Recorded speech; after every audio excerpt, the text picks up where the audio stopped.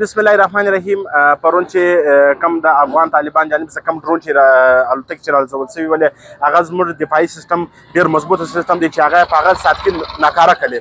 نو موږ د افغان حکومت څخه دا مطالبه کوو چې تاسو د امن د بهیر چارې لاره اختیار کړئ او پاکستان یو مضبوطه ملک دی. پاکستان ستاسو د هر جواب دپاره اني ټایم تیار دی او تاسو هر جواب ورکوي. او بلې خواته که وګورئ په افغانستان کې دا ټایم بېروزګاري ده او هلته مطلب خلک د افغان حکومت څخه ناراضه دي او موږ د افغان حکومت ته دا وایو چې تاسو خپل ملک جوړ کړئ. تاسو په خپل ملک کې مطلب امن اتفاق بایچاره راولئ. ستاسو په ملک کې بېروزګاري ده او دغه کومې دي چې کومې پروګنډې کوي چې مطلب دلته زالګۍ دي یا داسې مطلب څه سیستم دی، دا هېڅ شی نشته. دا ټوله هېڅ د افغان میډیا پروګنډې دي، هېڅ درواغ دي. نو زموږ پاک پوځ چې د هر دفاع دپاره هغه تیار دی، هغه ولاړ دی او که دوی مطلب داسې مطلب دهشتګردي پلاوي یا داسې اټیکس کوي نو پاکستان هېڅکله خاموشه نه کښېني او د دې برپوره او زورور او مضبوطه جواب انشاءالله ورکوي.